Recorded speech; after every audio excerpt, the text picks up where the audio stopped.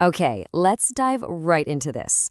Welcome to The Explainer. Today, we're unpacking a truly fascinating and, let's be honest, incredibly timely topic, the complex landscape of AI governance. We're looking at some brilliant source material that tackles a fundamental debate happening literally everywhere right now, in tech hubs, in government halls, and probably around your own dinner table. We all know artificial intelligence is completely changing our world, but how on earth do we actually control it? Well, the immediate answer we hear thrown around everywhere is ethics. But as we dig into this material, relying on ethics alone presents a really fascinating and, frankly, kind of dangerous set of challenges. So, is being ethical enough to control AI? That's the core conflict we have to wrestle with today. You know, it's super tempting to think that if we just rely on good intentions, if we just tell the developers to, hey, do the right thing, everything's going to work out perfectly. We really want to believe that a strong moral compass is the only tool we need to manage artificial intelligence.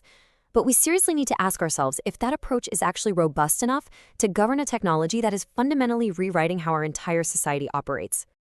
Section 1. The AI ethics trend and why ethics must lead technology. There's just no denying the rapid evolution of AI or the incredibly loud societal demand for its ethical use. Right now, we're living in the era of step 1. Generative AI, where machines are creating new content just from our basic prompts. But our source material is quick to remind us that this is only the beginning, whether it's agentic AI that's actually taking actions on our behalf or reasoning AI that mimics deep human logic, the underlying anxiety we all feel remains exactly the same. As the tech gets smarter and more capable, the demand for solid ethical guardrails becomes absolutely crucial. Ethics definitely must play a leading role in tech, business, and daily life. I mean, nobody actively sets out to build a malicious AI, right? Everyday citizens demand ethical AI, scholars are advocating for it constantly, and the companies building these massive engines are prioritizing it. Giving ethics a leading role is absolutely vital. It's the bedrock. But as we're about to explore, a foundation isn't an entire house. Section 2. Why ethics aren't enough. We're looking at the problem with personal viewpoints. And here's where we pivot. By definition, personal ethics are an approach and understanding of life, relations, and nature that is completely unique to everyone, yet still valid. Think about what that actually means in the real world. A developer sitting in Silicon Valley and a citizen living halfway across the globe might have entirely different views on something like data privacy or how a self-driving car should make a split-second decision. And the really tricky part? Both of those perspectives are perfectly valid within their own worldview. This inherent subjectivity is exactly what makes relying only on ethics so incredibly messy. Which leads us straight to this wildly powerful quote from the source. Who is entitled to actually say which ethics are valid and which ones are not? I want you to just pause and really ponder that for a second. If ethics are deeply, deeply personal, who becomes the ultimate judge?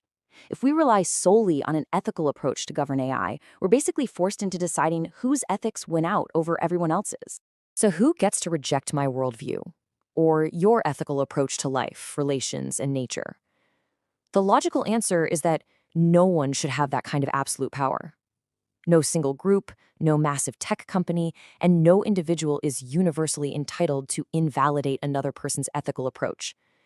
And this right here is exactly why the ethics-only approach to AI governance hits a massive brick wall. We absolutely need something else to bridge the gap between all our valid yet totally conflicting personal worldviews. Section 3, the need for regulation. It's all about finding our common ground.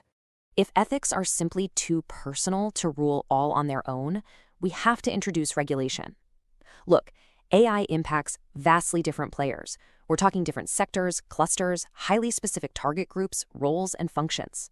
The source actually uses a brilliant analogy here, calling these the different characters in this complex AI movie we're all starring in. Regulation? Well, regulation is the script that helps all these characters actually interact. It's the mechanism that makes societal relations work by establishing a baseline understanding between all these diverse, fast-moving parts. And here is why this matters so much. Regulation provides a common ground to move together and a reasonable way to work and live. You know, getting two people to agree on a pizza topping is hard enough, let alone getting the whole world to agree on global AI governance. Think of it this way. If ethics are your personal, internal compass, then regulation is the shared external map. Without that map, without that regulatory common ground, we simply cannot reasonably exist alongside AI as a cohesive society. We'd just be a chaotic clash of differing personal morals. Section 4. Combining ethics and regulation. This is the winning formula for AI. So the crucial point here is that we don't have to choose between one or the other. In fact, we shouldn't. As this brilliantly illustrates, on the left, we've got intrinsic ethics, your personal, highly subjective compass. On the right, we have regulation, the common, shared agreement between peers. Governing a technology as staggeringly complex as AI requires a really seamless synthesis of both sides. Integrating the absolute best of both these worlds is what creates a sustainable hybrid approach for all of us. Intrinsic ethics maintain our deeply held personal values. They're what keep us human. But common regulation, that creates functional relations. It allows us to interact, build, and innovate without tearing each other apart over our philosophical differences. When we successfully combine our personal ethics with peer regulation, we essentially unlock three massive pillars: a future that is reasonable, sustainable, and productive for everyone. By taking that internal moral drive and combining it with external, agreed-upon rules, we're creating a society that doesn't just survive this crazy age of AI, but actually thrives in it. The source material leaves us with this wonderful, vivid concept: building a shared playground for everyone's standpoints. I really want you to visualize that for a second. The author is challenging us to work hard to find that agreement. Your specific, totally unique viewpoint actually requires this societal agreement, this shared playground, in order to exist peacefully alongside viewpoints that might be the exact opposite of yours. Regulation is what builds the fences and draws the lines of the playground so that our personal ethics can safely and creatively play inside it. Which leaves us with one final, provocative thought to wrap up our explainer today. How will your personal ethics shape our shared AI playground? We literally all have a role to play in tech governance. We have to bring our personal morals to the table, absolutely. But we also have to remain willing to forge the common regulations necessary to make the whole shebang work. So take a moment to think about your own ethical approach to technology today and ask yourself how you can help build that common ground. Thanks so much for joining me on this explainer, and keep exploring.